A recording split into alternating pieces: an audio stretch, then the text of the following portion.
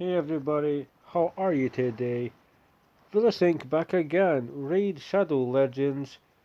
Hope this video finds you obviously doing well. Take care of yourself, take care of others. In this one, we're going to talk about a champion I don't really see being used as much. I've seen this champion previously being used as he came out with the Battle Pass many years ago. The original Battle Pass, which was probably the best value the game has ever seen. Pardon me. If you've played the game long enough, you'll remember the original Battle Pass. Energy, gems, speed gear, divine speed gear, just countless resources, which, frozen banshee and all this other fantastic stuff. And it's never come out since. They were going to do a second one. It's never worked out, but they really should. It was probably the best value that we've ever seen. And at the end of it, we got a champion, and his name was Wurlim Frostking. And I don't really see him being used that much. And I've used him for multiple areas. Realistically, I can't say I used him extensively myself, just when I really had to, but I'm just kind of curious on how does anybody actually use this champion nowadays, and if you did use him, what was the build you had? Because the truth being told, he's actually a very good champion, defense based, can be a nuker, so therefore you give him defense, he's harder to kill, makes him the opposite of what your attack based nukers are, which is basically just frail. You can give him sustainability, he's got a great kit that people maybe find a bit underrated or understated. Yeah, but I want to take a look at him. Also want to get your thoughts on if you used him. I know people that use him in Clan Boss because of his strength and increased defense. So I would like, all feedback is always good. Somebody may be questioning, should I use Wurlim? This might be the video that one of you lovely people would make a comment, say he's good for a Clan Boss, he's good for this, he's good for that, and that might help that other raid player on. So as always, spread knowledge, spread wealth, and that's partially what this channel is about. So, looking at this champion, design-wise, always the art team, they never get it wrong. I remember when, obviously, this champion came out a long time ago, so the graphic for the loading of the game changed, and there was this champion, and we're like, who the hell is that? And it turns out it was Wurlim Frostking. Now the loading screen for the game is Arbiter, Dark Kael, Trunda, and I think Stagnite, so that might be the first 4 skins available somehow, because unless I'm wrong, just like conspiracy theory, obviously Arbiter's the first one, but having 4 people in that loading screen kind of makes you think that maybe, because people may spend the money for Trunda, I'm just saying. Maybe they want their sneakers to have potentially less clothes on. But Wurlim is a cool champion. Knights Rev, defense based champion. A little bit of a low base HP. Attack is not necessarily what we're looking at here. Is defense based, so attack is pointless. Only in a rare case like Fellhound would that really come into the case. His defense is 1233, which is slightly low also. It's a bit of a shame. He does have 100 speed, which makes him faster than a lot of champions in this game. So keep that in mind. Crit rate, crit damage for his type of champion is the same. 30 base resist and 20 base accuracy. Now the last time I used this champion, I used him in, I believe I used him in Clan Boss. And then I changed the build, and it was for just before I think, when I managed to defeat Knights Rev, Faction Wars, before I was able to do it with the video that I posted. So it's been a while, but I've kept him in this stalwart. It lacks a little bit of what we're needing, but ultimately he needed sustainability through his defense, his HP. The team he had there with him, obviously in their auras, was enough for him to survive. But I want to take a look at his kit, because I think he is a very underrated champion. I don't think he's used as much. And even if you don't want to use him for his debuffs and stuff, many people have put him in Savage, 4 or 5k defense, 100% crit rate, almost 2-way A plus crit damage, and he hits like a Kenworth truck. Is that how you say it in America? Kenworth? He hits like one of those. It's just like an 18-wheeler. He smacks you. So, Winds of Winter is his A1. 30% chance of placing a freeze debuff at a turn, which in a lot of content can be extremely clutch. Progression. If you had this champion back in Battle Pass, you maybe would have used him in dungeons to progress, because back in that days, we never had the luxuries that we have now. We also couldn't forge gear. We couldn't just go to the certain places and buy fragments for champions. If you wanted champions, you had to pull shards. If you wanted shards, you had to buy them, unless you were kind of hoarding them for a while. So the freeze could have been extremely clutch for you, especially on an A1, no cooldown. It's really cool. This is a perfect veil buff on the ally with the lowest HP for 2 turns if the freeze debuff is placed. So if you can place a freeze, he'll perfect veil the lowest based HP ally. Places a veil buff on the ally for 1 turn if he's blocked or resisted. So if you're, the AoE freeze could be nice, but the single target freeze is still extremely solid. The perfect veil, again, very clutch. Back in that days, if you were doing faction wars and you never had any type of CC, a stun champion, a CC champion, this type of champion, that type of champion, you weren't finishing faction wars. I can't speak. I've been lazy. I just don't have the interest, to a certain respect, to finish faction wars. I want to make sure that I use champions that I'm putting resources into for the right reasons, rather than taking some champions to 60 and then kind of shooting myself in the foot.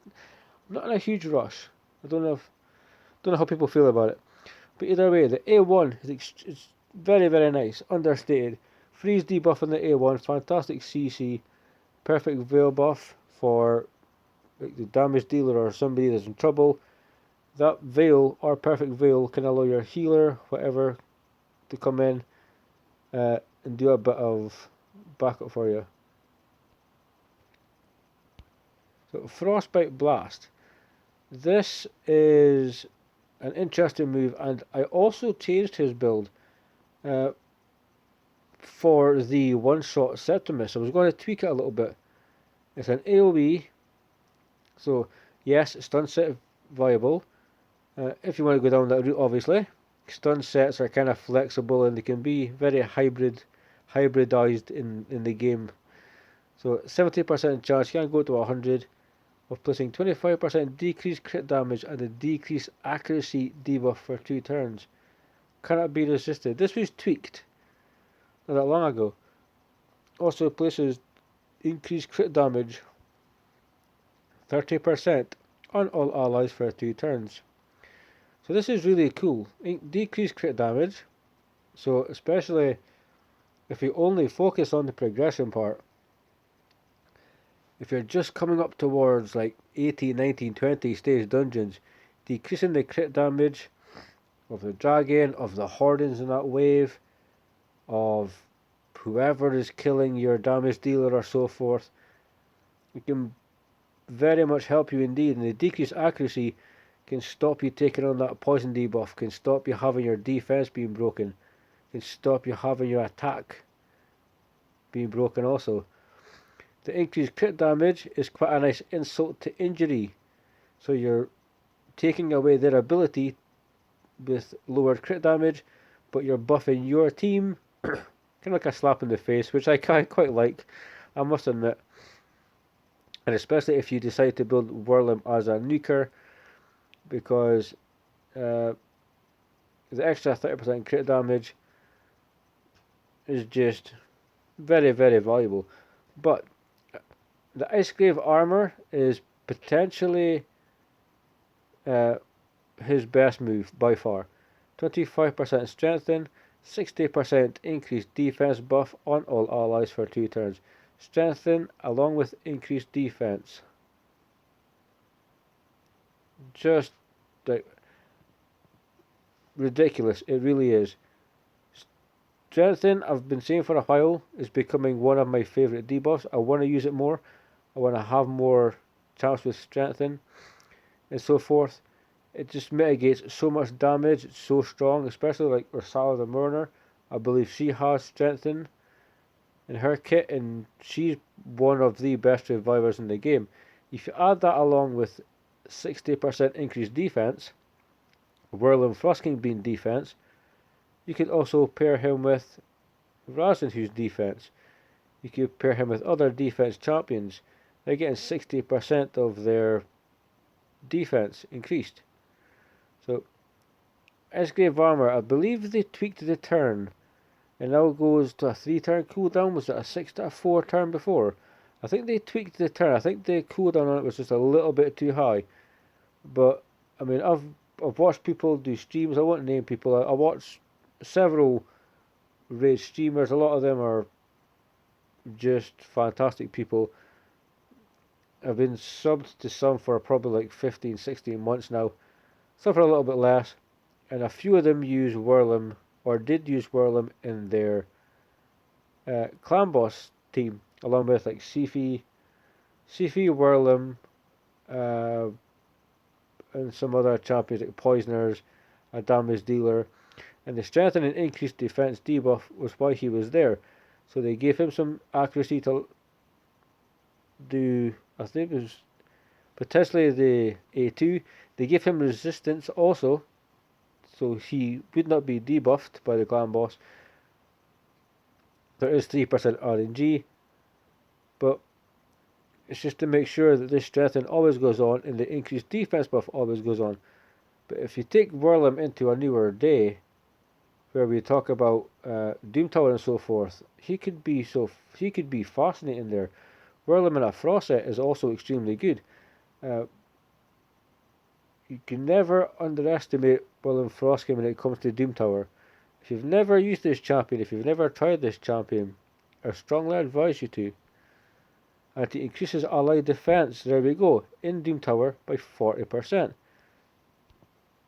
So you're getting a 60% increased defense buff. Stick with me for a minute. On top, if you're in Doom Tower, of 40% defense.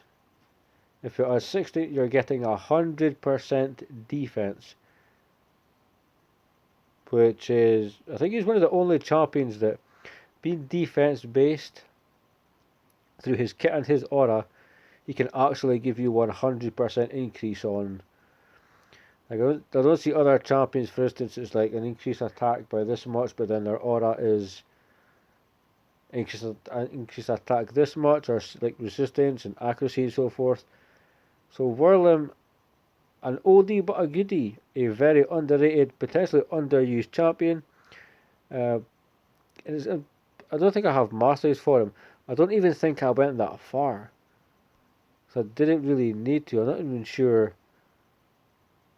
I mean, I was going to use him in the one-shot Septimus team, but Archmages is a lot quicker. Granted, I'm kinda iffy about the Septimus build now because I forgot Septimus was actually my Minotaur farmer. And he did it in 31 seconds at stage 15. But he's now got 70% crit. So unless I throw in Helmut or something, then it's kinda pointless. Unless I find or pull somebody that has a crit rate aura, I'm going to have to change Septimus again. Unless I build a second Septimus to do that. But in this video, guys, I wanted to talk about Wurlim and what your thoughts were on him. I wanted to ask what your builds were on him. Like, do you give him high resistance? Do you use him in Doom Tower? Do you use him in Clan Boss for like your 50, 60, 70 million damage teams? Did you use him in progression? Does he sit in your vault? Did you put him in speed sets, resistance sets? Did you utilize his debuffs, or did you build him as a nuker? Was he your 2 years ago? Was he your Trunda? He was defense based. You could give him crit damage. He would then buff his own crit damage, and then he would slam. So I'd love to get some feedback on this champion, and I've really, for some time, I've been wanting to talk about him, especially because I was looking at tweaking the build for the one-shot Septimus team, which I believe I potentially need Savage Gear and Hell Smasher for. Interesting fact, 180 runs in Fire Knight and I've got 2 pieces of Savage Gear. And they've got stats, but I haven't known yet. 2 pieces of 180 runs, and that was on 190. That's crap load of runs anyway, and pretty much no Savage Gear whatsoever. So, that's a sad story. But guys, let me know in the comments your thoughts on Wurlim Frostking. To me, he's very interesting. I believe he still could be very relevant to players, even if you're looking for a stall champion. I believe he's very useful to people just coming into raid right now. If you're lucky to get him somehow, due to there's like the strengthen, decreased defense.